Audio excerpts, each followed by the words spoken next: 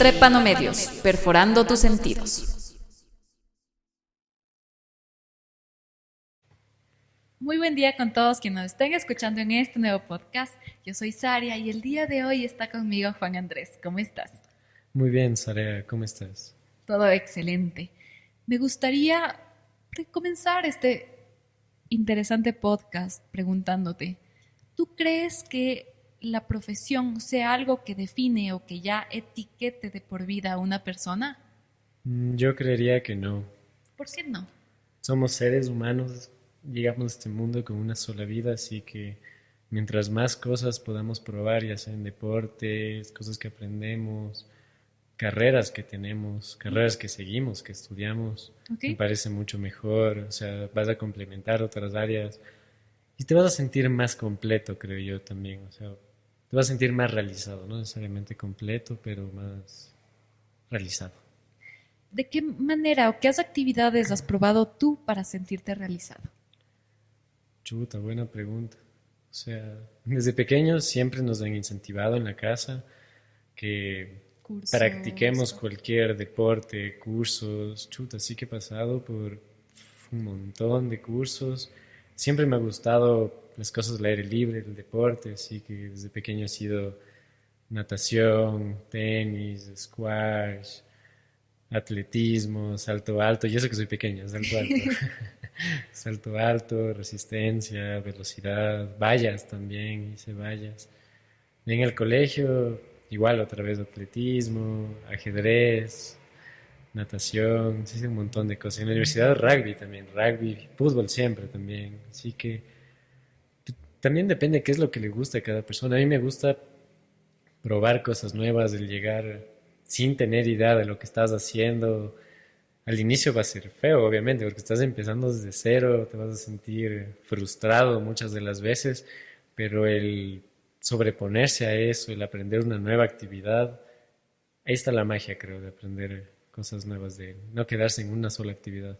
Y con esto de probar que me estás contando, ¿te has quedado con alguna actividad que tú digas, esto me encanta y quisiera hacerlo el resto de mi vida? ¿O ha sido como que no, tengo que seguir probando? Chuta, es que al inicio siempre está ese spark, esa chispa de lo nuevo, del novelty, de lo que estás aprendiendo, pero llega no sé, ponte a los 3 4 años que estoy haciendo una sola actividad y es como que digo, ya está muy bien, como que ya de todos los que conozco, creo que estoy mejorcito, como que has superado tu nivel de experticia ¿Ok?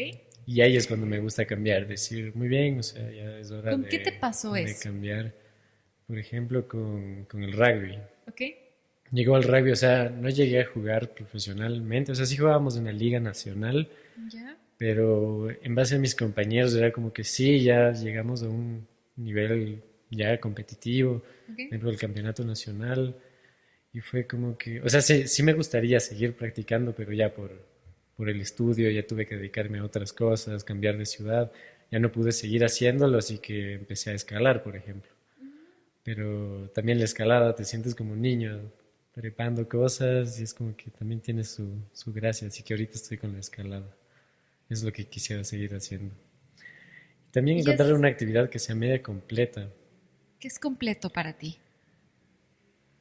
que tengas inmersión en lo que estás haciendo. Por ejemplo, al escalar o al hacer rugby tienes que estar 100% concentrado, porque si no te taclean en el rugby o en la escalada, tienes que ver dónde vas a poner la mano, dónde vas a poner el siguiente pie, porque si no te caes. ¿Y te ha pasado alguna vez que te has caído en el caso de la escalada? Sí, claro, de ley, pues al inicio siempre te vas a caer, siempre te vas a caer, ¿Y de no has ley. sentido vértigo? No, no he escalado en paredes tan altas, ha sido como indoor escalada, o sea, todo dentro de una habitación de máximo de unos 3 metros tal vez, y con colchonetas abajo, sin cuerdas, sin nada, así que era muy divertido. Bueno, a mí me parece bastante estresante, sobre todo saber que estás 3 metros arriba, aún así tengas colchones, pero si no tienes nada como que te sujete, creo que puede ser también, sí, esa parte de la adrenalina, porque dices, ya también si te caes, no es que, tampoco es que es una caída de que como que me estuviera cayendo de la cama a la final, Sí, ¿no? pero bueno, eso es lo divertido de aprender cosas nuevas. Siempre vas a empezar como como novato y tienes que estar dispuesto a sentirte ridículo, porque te vas a sentir ridículo y vas a actuar ridículo, porque estás empezando una actividad nueva. Así que eso también es chévere, empezar desde cero, aprender algo nuevo y sobreponerte a esa ridiculez, porque al ¿Qué, final, qué pasa por tu cabeza cuando te sientes ridículo? Cuando tú dices, ay, siento que estoy muy nueva en esto y que recién estoy viendo qué onda. ¿qué pasa por mi cabeza? O sea, es que al inicio, como te digo, está ese spark, esa chispa de estoy aprendiendo algo nuevo, estoy haciendo nuevos amigos muchas de las veces y ellos también me están enseñando. También ese hecho de compartir esa experiencia con alguien más también es bonito. ¿Y no te ha pasado alguna vez que, por ejemplo, ya el resto de las personas que estás conociendo ya conocen de esa actividad? Por ejemplo, ya conocen de escalada, de rugby, como que ya están un poco avanzados y tú recién como que estás como que cogiéndole el, el tino de ese asunto. Claro, es que esa es la idea, pues que ellos te enseñen también. Es parte del aprendizaje. Pero también te ayuda pues a taclear todos tus miedos, empezar desde cero, todo lo que quieras hacer, claro, dentro del rango de las cosas que puedes hacer, apuntar a un objetivo alcanzable que sabes que puedes alcanzarlo y darle de lleno, pues.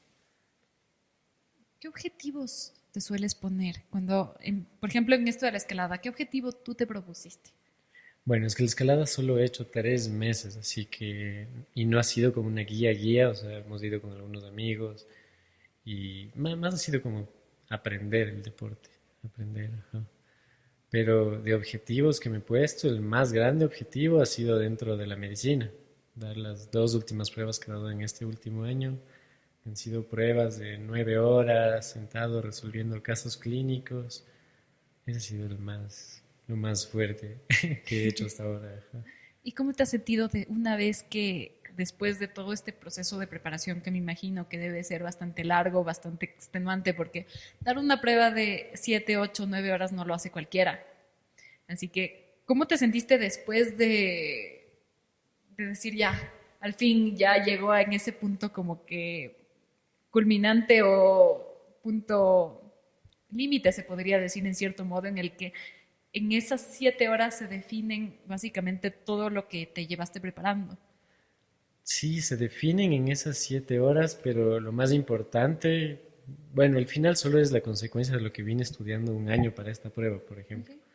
Pero lo más importante fue al inicio, pues decidirte a dar la prueba, porque obviamente era el objetivo que más miedo me daba, o sea, es la prueba más difícil de medicina que podía imaginarme y dije, tengo que hacerlo, por eso mismo que me da tanto miedo, tengo que hacerlo, porque obviamente después de hacer todo este proceso, que es de un año, y estudiar de 7 a 8 horas diarias, 6 días a la semana, es algo que te va a cambiar porque estás rompiendo todas tus bases que te componen y obviamente al inicio va a ser doloroso. Yo pasaba quejándome de la universidad, maldita universidad, porque no me dieron eso en la universidad.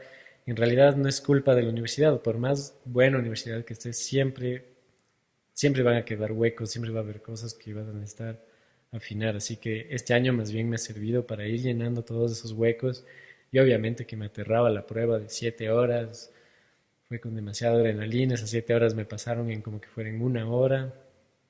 Y obviamente después, ahora sí respondiendo a tu pregunta, después de salir de la prueba, fue chistoso porque me llegó este pensamiento así como que es el inicio, ahorita es el inicio del fin. No, no, no, más ¿De bien, qué al fin? revés, más bien, es el Pues fin del fin del del inicio, inicio. es el fin del inicio, porque es el fin de esta prueba, pero es el inicio de que tengo que dar 3 pruebas más, 3 pruebas más para homologar mi título en Estados Unidos, para poder aplicar para la especialización, y de ahí son 4 años más.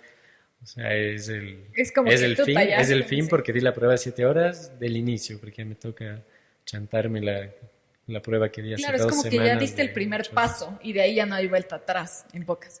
O sea, sí y no. O sea, ponte si es que me iba mal en la prueba, ya ahí quedaba todo botado. O sea, no botado porque al final es estudio, no es desperdiciado.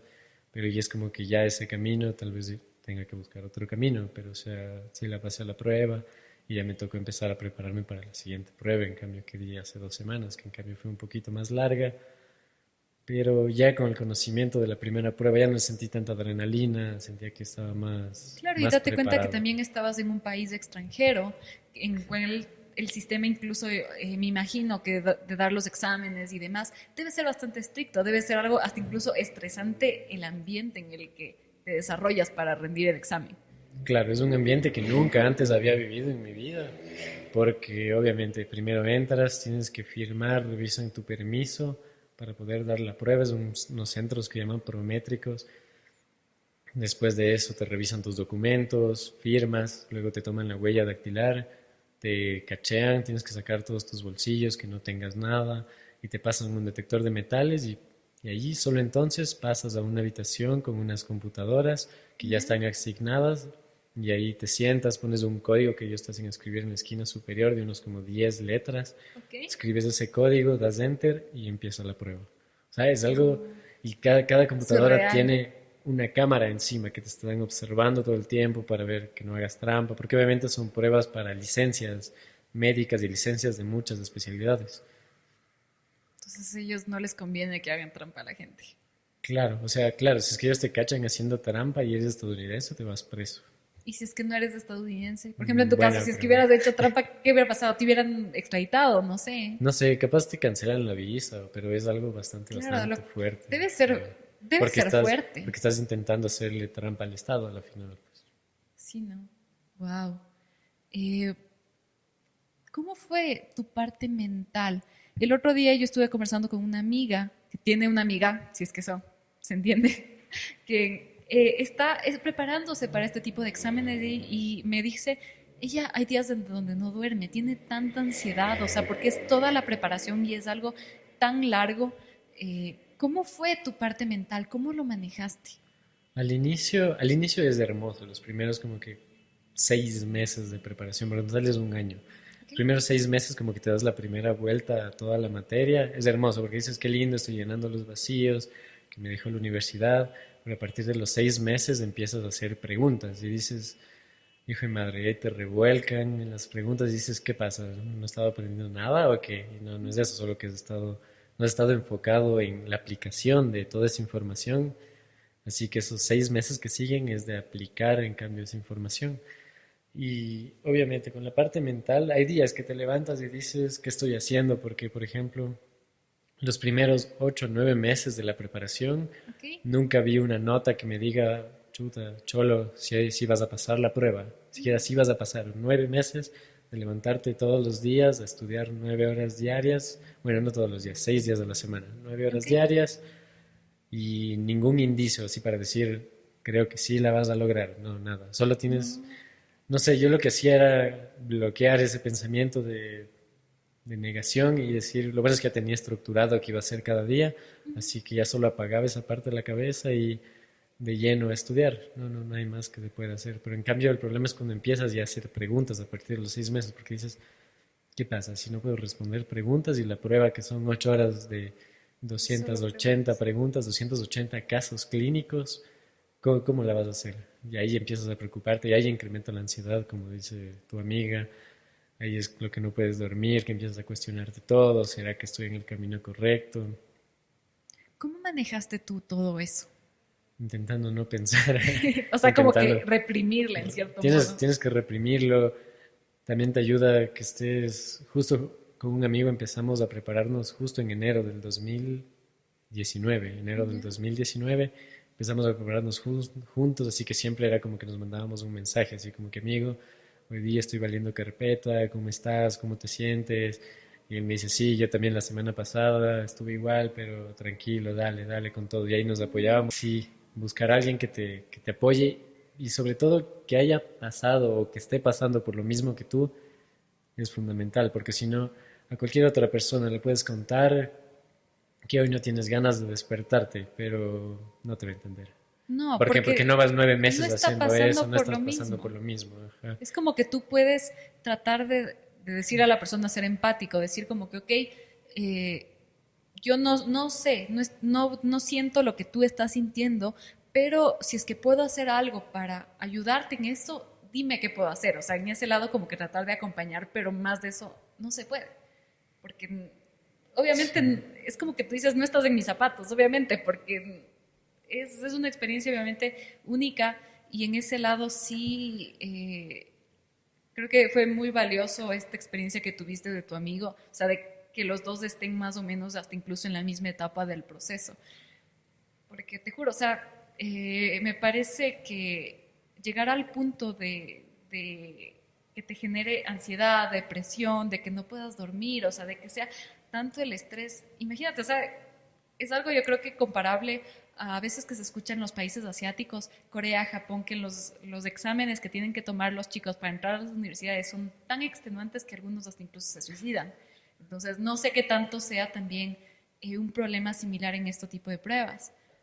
No, sí, de ley te vas a sentir triste, decaído, porque obviamente no ves ningún incentivo, ¿no? 9 meses de levantarte y no, como te contaba, no ves algo que dice, capaz que sí la haces. Yo casi al noveno, 10.º mes fue como que ya empecé a ver mejores notas, di los primeros como que assessments que se llaman, son las pruebas simulacro, y recién ahí fue como que chuta, capaz que sí la haces, pero aún te falta un poco, pero capaz que sí la haces. Pero el hecho de apuntar a tu objetivo más grande, que fue el que yo me puse en este caso, sí te cambia, sí te cambia.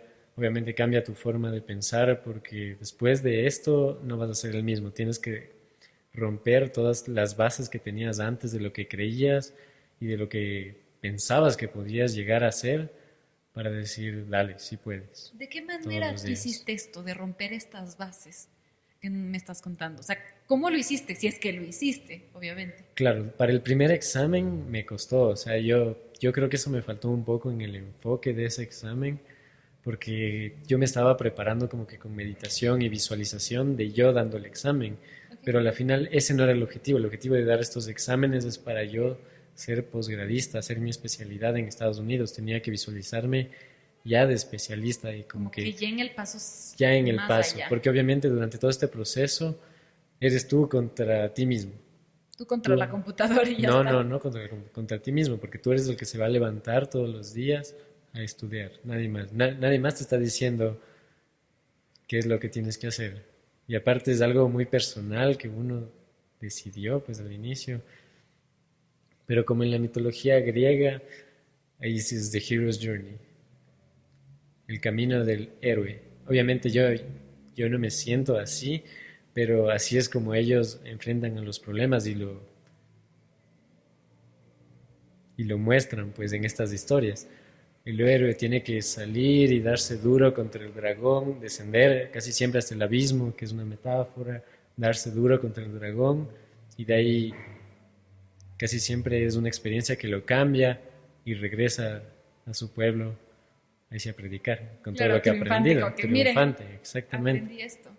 Así que ese creo que es la más grande enseñanza de estos dos. Ya ahorita van a ser 2 años de estudio intentando vencer a mi dragón, pues, que es esta ¿Y prueba, cómo la está? final. ¿Ya está más chiquito el dragón o sigue del mismo tamaño pero más Obviamente, debilitado? después de dar la primera prueba es como que ya le ves lograble, dices, bien, o sea, así es, sí, sí hay chance, vamos a hacerlo ahorita un poco más inteligente, enfocado el estudio. También es el año que equivocándote aprendes, porque yo estuve estudiando sin ningún curso de preparación, solito en la casa, hice mi propio horario, así que ya, pues cometí todos los errores posibles que se pueden hacer.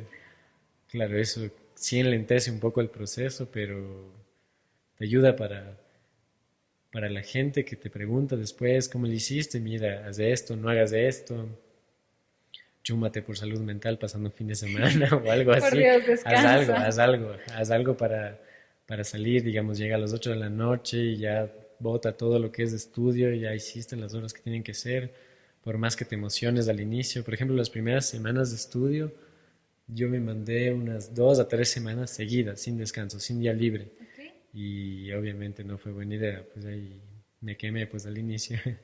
Sí, sí le sientes y dices, no, esto ya no puede volver a pasar más. Obligatoriamente hay que darse un día libre a la semana porque si no tu cabeza sufre. ¿Y no te pasó de pronto que en los últimos meses, de pronto, ya sea para el primero o el segundo examen, que en los últimos ya llegó un punto donde decir como que ya quiero dar rápido, o sea, como que ya quieres acabar rápido con esto. Claro, de ley. Sí, lo peor fue cuando ya reservé, ya puse fecha, porque aparte yo ni siquiera hay una fecha fija, yo tuve que fijar la fecha en que se iba a acabar el examen, así cuando fijé la fecha, ahí empecé a tener insomnio, lo que dice tu amiga. Porque obviamente ya se volvió, o sea, antes era como que qué bonito, estoy estudiando, una bestia, pero el rato que fijas fecha dices ya, está Es bien, real. ahora sí es real, y ahora sí vas a tener que sentarte a darle las 8 horas de examen Y todo lo que eso conlleva, y todo todo lo el que conlleva. estrés, la taquicardia, que algún rato me conversaste. Eh, wow. Claro, eso fue lo peor. Claro que, buenamente, uno ¿Cómo fue también. el día que fuiste a dar el examen? O sea, ¿cómo fue en ese momento? ¿Dónde El, di- estuvo tu mente? el día del examen, más bien, bueno, para el primer examen cometí la terrible idiotez de, comenzábamos a 40 minutos, fuimos en el carro, y yo en el carro iba leyendo el libro, como si me va a servir de algo leer 15, bueno, media hora antes de la prueba que ya vienes estudiando un año, como si de algo te vaya a servir leer. Ese rato mejor es relajar. Ese rato no pensé, yo dije, vea, pues tengo media hora, voy a ir leyendo. Por eso más bien creo que aumentó un poquito más la ansiedad porque te das Porque ves cuenta, que es un montón de cosas que exacto, te no das las vas cuenta a de la revisar. magnitud de todo lo que vas a abarcar en esa prueba y aumenta la ansiedad. No es buena idea. En cambio, para esta segunda prueba, en cambio fui con audífonos, puse la música que me gustó, me levanté temprano, desayuné, también ya me alisté, llamé el taxi, me puse música como te cuento y fui más tranquilo a dar la prueba. Pero claro que esta segunda prueba fue en cambio con COVID, todito, todos con mascarilla, me tocó practicar los últimos meses con mascarilla, dando las pruebas. Ya. Y eso sí, al inicio te molesta porque no estás acostumbrado a estar Va a pasar tanto tiempo tanto con tiempo con mascarilla. mascarilla, pero después no te das ni cuenta siquiera que estás puesto. Lo bueno que fue en el mismo lugar que había dado la prueba anterior, ¿Ok? así que ya era cancha conocida, Como que ya conocías ya dónde no iba a fui de estar visitante invitado. exactamente. Así que eso me parece que ayudó también un poco. Qué bien. Eh, ¿Qué harías en el caso de que, bueno, no sé qué tan fatalista sea esta pregunta, pero ¿qué harías en el caso de que de pronto tú con todo este esfuerzo tú digas, de pronto, no sé, como que ya no quiero, o ya no tienes la posibilidad de pronto De de ingresar a un continuar. posgrado, de continuar todo este proceso? ¿Qué harías en esa situación? Chuta, es que bueno, obviamente como te cuento, estos son uno de mis objetivos más grandes, pero el objetivo también era la prueba, es decir, te lo propusiste, dar la prueba más difícil y que más te aterra en todo el mundo, la diste, a la final, o sea, cumpliste. Quiera que no, diste tu 100%, cumpliste, y si el camino, si la vida te lleva para otro lado, una bestia, o sea, igual son 2 años de estudio a full, cosas que no te dio la universidad, cosas bastante a fondo, de especialidad, que a donde vayas, es lo que decíamos con los amigos, o sea, medicina es medicina, estudias en el idioma que estudies, medicina es medicina y te va a servir. ¿Y a dónde irías en el caso? Como que, ¿qué se te ocurre ahorita? ¿A dónde iría? Bueno, plan B también es aplicar para Argentina o para Colombia. Colombia también lo estaba revisando últimamente, así que, bueno, tiene que ser un lugar que paguen para empezar. Aquí en Ecuador no pagan y aparte no hay la especialidad que quiero, que es neurología, así que de ley tiene que ser afuera. De ley tiene que ser afuera, pero un lugar que paguen, obviamente, para ya tener un poquito de independencia. Es algo que se consigue bastante tarde en medicina por el hecho que no vale trabajar mientras está estudiando. Así que ese es también uno de los objetivos. Y tú todo este tiempo que has pasado como que muy en el estudio, muy enfocado en tu profesión, ¿crees que te ha limitado en cierto modo a hacer otras actividades, como hablamos al inicio de este podcast, de hacer estas otras cosas diferentes a de lo que ya tenemos la etiqueta de que eres médico, eres psicólogo y demás? Yo creo que durante el primer año que no hubo COVID, todo bien, ajá, era como que sí podía salir a hacer ejercicio, a hacer barras, a hacer calistenia, a jugar rugby, sí fui a jugar rugby un par de veces, a escalar, estaba aprendiendo a escalar, estaba feliz con eso, pero luego llegó el COVID y bueno, quiera que no, ya estaba un poquito practicando el encierro en la casa porque ya pasaba casi hasta la noche en la casa, pero obviamente el no poder salir a hacer algo diferente sí me afectó un poquito la salud mental, creo que sí aumenta tus niveles de ansiedad, empiezas a dormir un poco mal porque necesitas distraerte, porque estás todo el día metido frente a una computadora sin levantarte 8 horas diarias. ¿Y cómo fue para ti pasar la pandemia? ¿O fue algo como que, ay, yo ya estaba acostumbrada al encierro de todos modos? O sea, sí estaba acostumbrado, pero es feo. Lo peor fue saber que no puedes salir. Antes era como que no salía porque quería. Decía, estoy cansado, hoy día me voy a quedar viendo una serie. No pasa nada. En cambio, en el otro, cholo, no puedes salir. No tenías la No opción puedes siquiera. siquiera, no tienes siquiera la opción. Ajá. Claro, y Pero hay chao rugby, chao escalada, chao todas estas actividades a veces que sí se requiere ir a un lugar, no es que puedes decir ya voy al jardín de mi casa y practico escalada. Es muy difícil, o sea que tengamos la infraestructura para todo esto, ¿no? sí, claro, no tenía esa posibilidad, así que eso creo que fue lo peor. Pero, como te cuento, ya venía un año casi preparándome para esto. Sí, sí sentí que aumentó un poquito la ansiedad, pero algo que también ayudó bastante a bajar la ansiedad fue borrar las redes sociales, desinstalar Facebook, desinstalar Instagram, que obviamente son cosas que instintivamente vas al baño y ya estás abriendo Facebook, estás abriendo Instagram y inconscientemente te estás comparando con todas esas personas que estás viendo, que están saliendo, que están haciendo algo o que ya empezaron el posgrado hasta. Y Y tú dices, dices, ah, yo chuta, quiero estar ahí. yo quiero estar ahí y aún me falta estudiar un año más, ¿qué está pasando? Así que fue una buena decisión el haber desinstalado todo eso durante este proceso. ¿Y qué te llevó a ti a decir ya al diablo redes sociales? Yo creo que, no sé si has visto en el celular, te sale cuántas horas consumes a la semana y era como Sí, que hay aplicaciones que te dicen esto. llegaba casi a 24 horas a la semana, es decir, perdía un día entero en mi celular a la semana y ya llega un punto que tienes que decidirte qué es lo que quieres. ¿En realidad quieres dar estas pruebas? ¿Quieres ser especialista en Estados Unidos?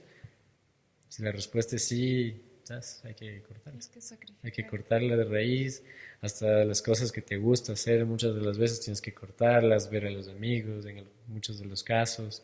Punto y fiestas de Ambato, yo no pude pasar aquí porque ya estaba 2 semanas de dar la prueba, así que mejor me fui a Quito a encerrar porque en Quito no hay nada en fiestas de Claro, no Ambato. pasa nada. Así que sí tienes que sacrificar un poquito de cosas, pero ahí sí ya se vuelca la balanza. ¿Qué es lo que quieres en realidad? ¿Qué es lo que deseas? ¿Te ha dado ese impulso de decir como que entro en Facebook o me sé en la computadora o algo como que de decir, aunque sea unos 5 minutos? La típica que todos alguna vez hemos dicho. Claro, o sea, ponte Facebook sí entraba como que en las noches, pero le hacía más difícil el proceso. Siempre que salía de Facebook, le ponía logout para que cada vez que me dé ganas de entrar tenga que poner el mail y la clave. Y ya solo el hecho de poner el mail y la clave ya es como que qué pereza. Y ya entraba en conciencia de, no, ¿qué voy a entrar a ver en Facebook? Aparte que en Facebook solo ves, Memes. bueno, fuera solo memes, en vez de opiniones de la gente, ads muchas de las veces, cosas que No te no te aporta. aportan mucho. Si quieres ver memes, ya por último, entrarte a una página solo de memes y estás tranquilo viendo memes, te ríes un rato, cumple su propósito y listo. Y en el caso de Instagram, ¿te generó como que algún tipo de conflicto? Porque Instagram es una aplicación muy visual. Sí, Instagram, Instagram es la red que más me gusta, obviamente. Y el hecho de cerrarle al inicio era como que sí, era chistosísimo. Cogía mi celular, le quitaba la clave y entraba, menú atrás, y no encontraba porque ya estaba desinstalado y era como que y lo volvía a apagar.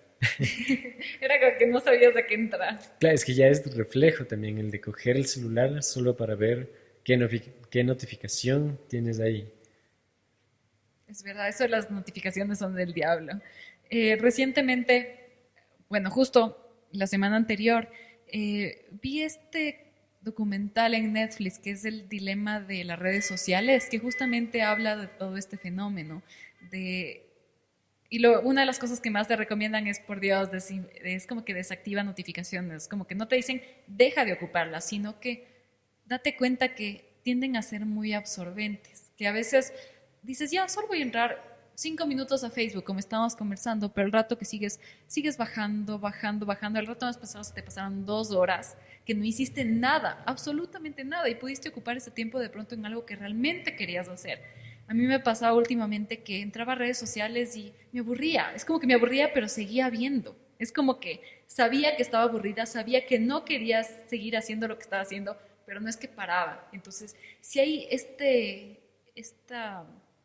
plano de adicción que es muy real y yo creo que muchas veces como que no nos damos cuenta porque tenemos esa parte de recompensa, decir, como que me meto a Facebook como que fuera un premio, pero a la final, ¿qué hay en Facebook? A veces es información que ni siquiera es real o como tú mismo mencionabas, solo es publicidad, ahora que nos meten publicidad por todo lado.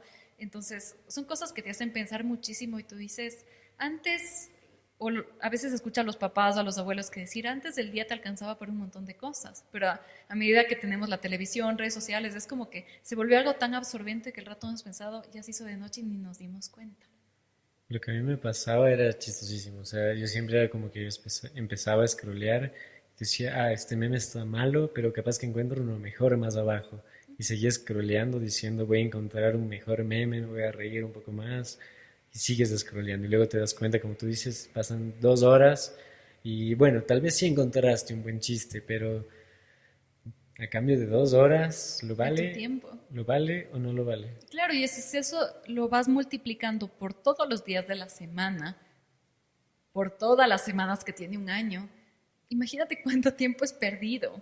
O sea, en eso sí te das cuenta que hasta incluso a veces uno dice, ya voy a estar en redes sociales para pasar el tiempo, cuando no tienes nada que hacer. Pero hasta incluso ese pasar el tiempo no es algo que te dé ningún beneficio como tal. O sea, tú puedes, por ejemplo, puedes seguir en páginas de Facebook de pronto de, no sé, documentales, de... A mí me gustan mucho los videos que se llaman What If, que es como que, ¿qué pasaría si de pronto, no sé, todos los océanos se evaporaran? Cosas así. Entonces es muy interesante porque dices, wow, son situaciones muy hipotéticas y te da para pensar bastante.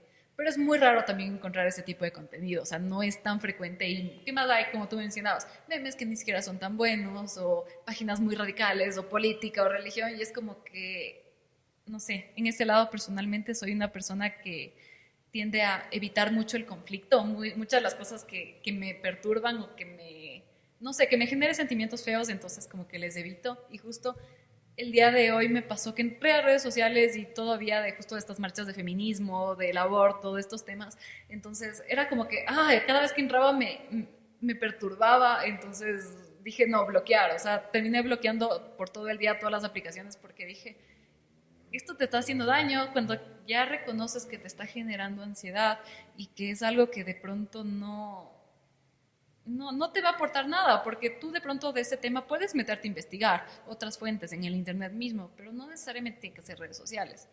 En redes sociales siempre creo que la información está muy tergiversada y algo que me parece bastante curioso es que en las redes sociales te muestra la información que tú quieres ver en relación como que a tus intereses y a tu perfil, no necesariamente toda la información. Entonces en eso como que nunca tienes los dos lados de la historia y eso es bastante paranoico y también triste al mismo tiempo.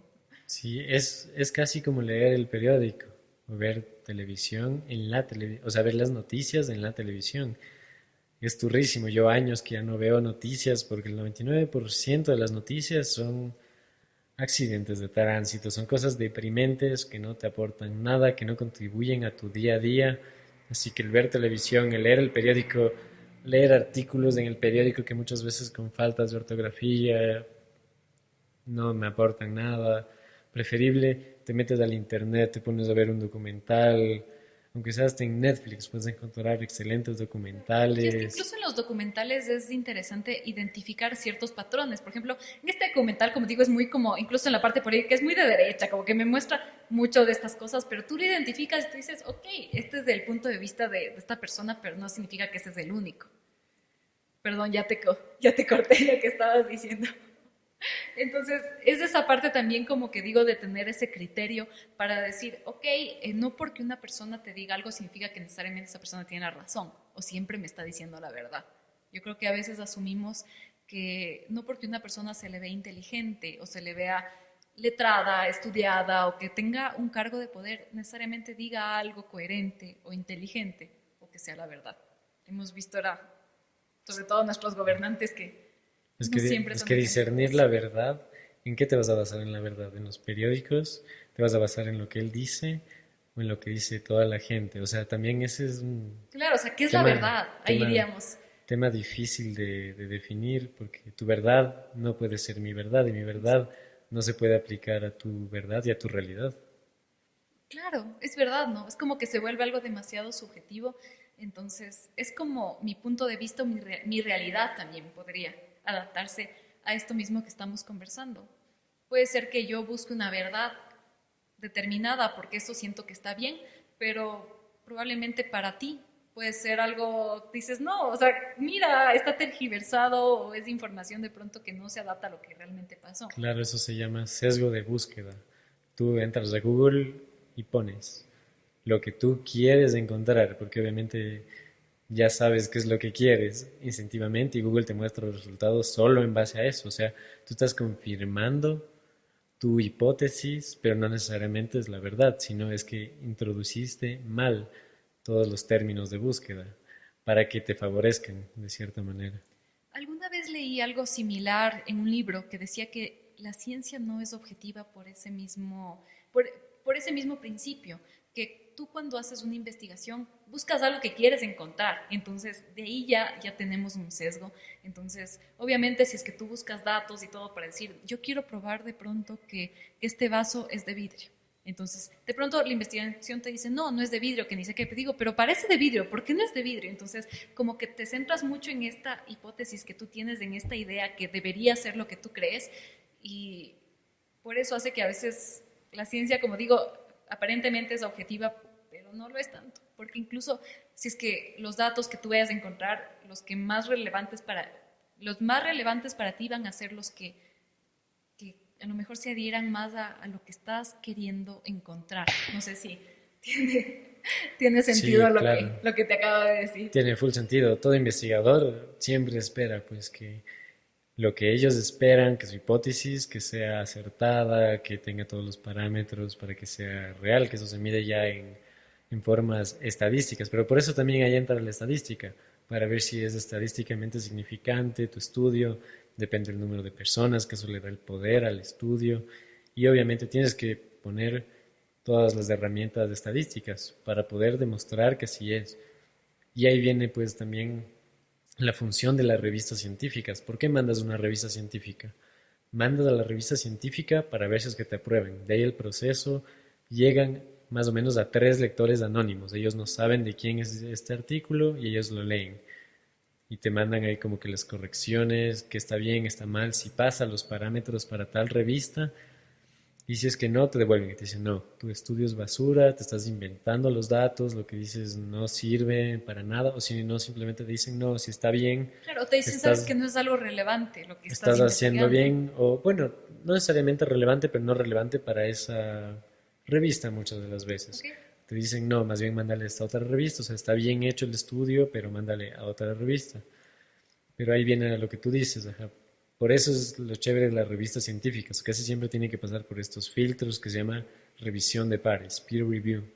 Y ahí evitas todos estos sesgos. Pero en cambio, si tú estás investigando solo y te creas tu propia revista llamada Patito, y ahí Patito News. Patito News, y tú mismo te publicas todos tus artículos diciendo, sí, este vaso es hecho de agua, y vos sabes que no está hecho de agua, está hecho de arena, bajo su proceso, bla, bla, bla, y sacas el cristal. Así que todo depende. Por eso también tienes que ver bien de dónde estás leyendo, cómo utiliza esa revista, para cómo evalúa a sus artículos que llegan, para ver si en realidad lo que te dicen aún así puede haber casos de que pase algo extraordinario, que se inventen los datos y que entonces ese artículo parezca que es una maravilla, en realidad Pero no lo no ha es. sido. Es lo que pasó con el artículo del autismo, por ejemplo.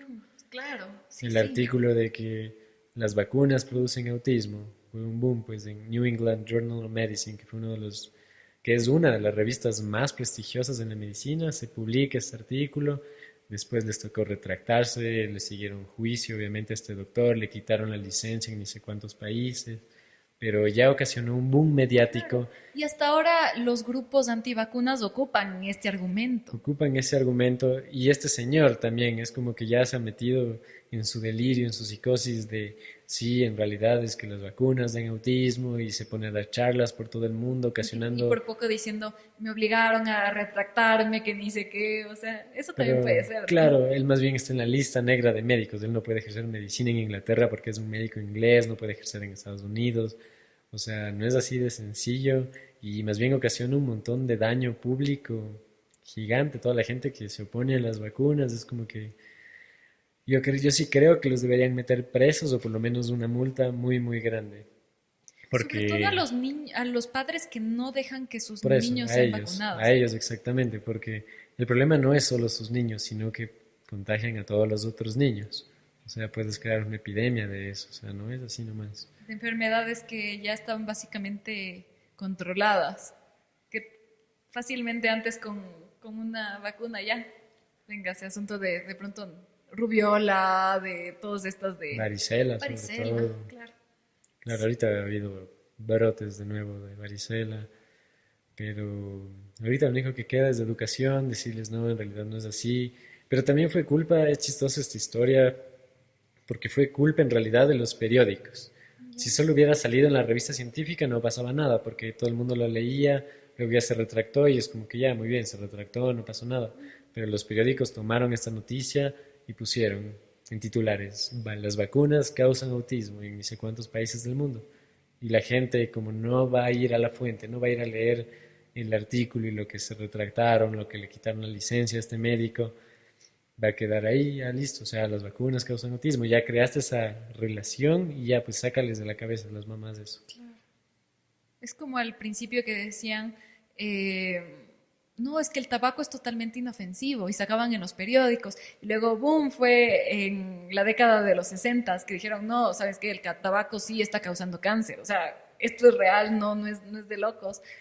Pero yo creo que también hubo falta también que los medios también difundan información masivamente eh, para, para desmitificar y a la final aquí tendremos que ver quiénes son las personas que están en estos movimientos, porque una persona antivacunas podríamos esperar de una generación ya pasada, de pronto alguien que ahorita puede estar ya de pronto en unos 60, 70 años, que obviamente pasó todo este boom de esta cuestión, de esta noticia, pero a la final son generaciones que ya van pasando. Pero el lío es que son esas generaciones que transmiten ese tipo de creencias a sus hijos y a su vez a sus nietos, entonces es como que se va haciendo un patrón.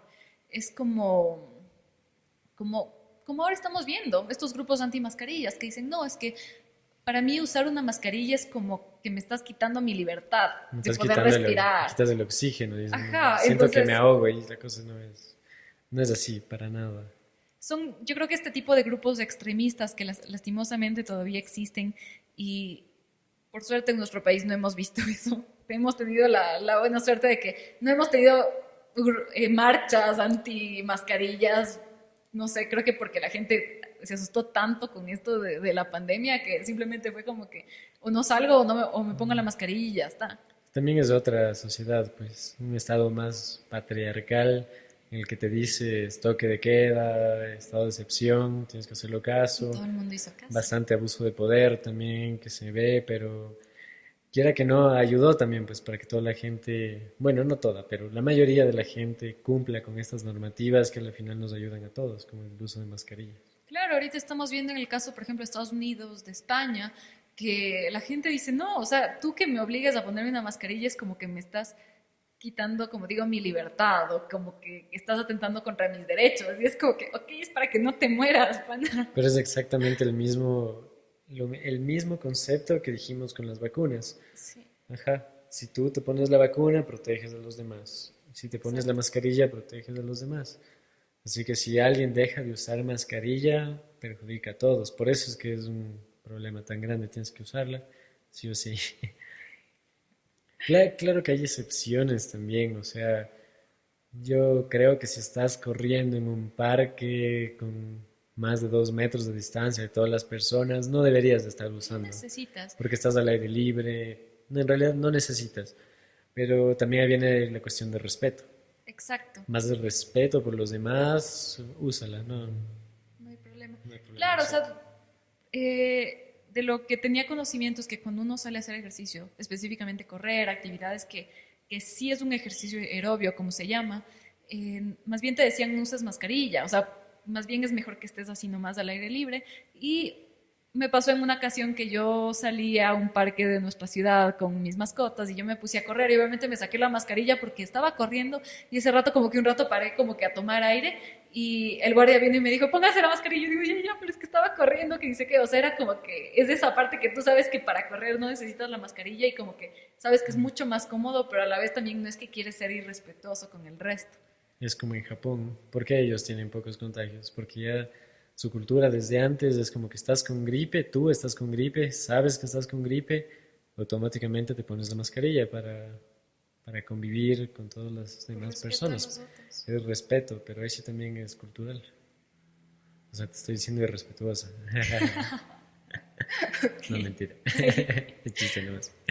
No, todo bien. Bueno, yo creo que vamos concluyendo este podcast. Hemos hablado un poco, bueno, nos has contado tu experiencia de lo que ha sido dar un examen en el exterior en un país tan estricto y tan difícil en este sentido como lo es de Estados Unidos. ¿Cómo lo manejaste a nivel mental?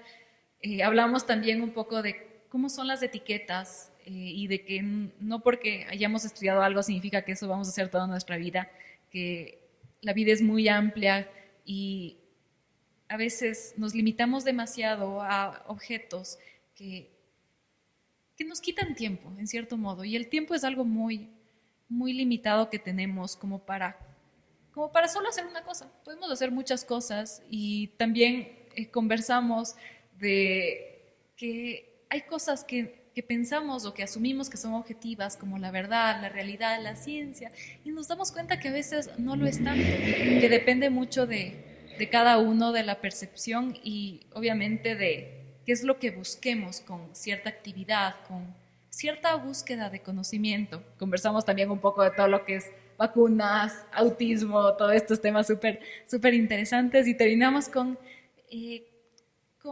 lo irónico de todos estos movimientos anti-mascarillas. ¿Algo más que quisieras añadir a este mini resumen de todo lo que hemos conversado en este podcast que ha sido bastante variado? Sí, algo interesante es lo que comentas de que no estamos hechos para hacer una sola actividad. En la antigüedad, por ejemplo, los griegos, los romanos, ellos tenían una vida chistosísima.